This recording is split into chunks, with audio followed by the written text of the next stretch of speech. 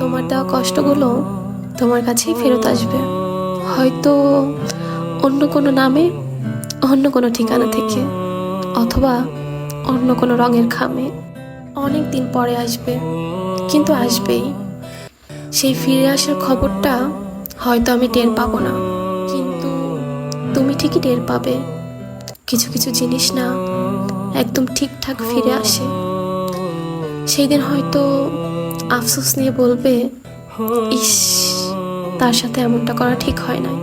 আমি ঠিক অভিশাপ দিচ্ছি না, তবে আমি খুব করে চাই আমার সাথে অন্যায় করা মানুষগুলোকে আল্লাহ তাআলা নিজ হাতে শাস্তি দিক। আজকে না হোক, আজ থেকে 5 বছর পর বা 1 যুগ পর তারা তাদের কর্মফল ভোগ করুক। তারা এটা বুঝুক, আল্লাহ ছাড় দেয় কিন্তু ছেড়ে দেয় না। একটা মানুষের জন্য তুমি ঠিক যতটুকু করবা তার 10 গুণ ফিরে পাবা, হোক সেটা ভালো অথবা খারাপ।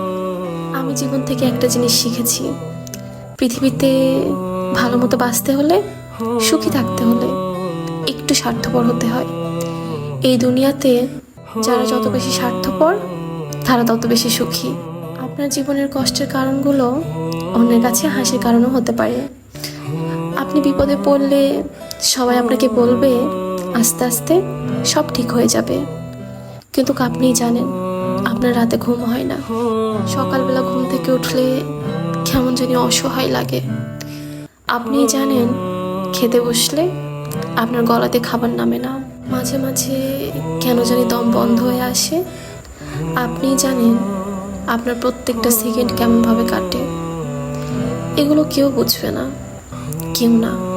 যার সাথে হয় একমাত্র সেই বোঝে।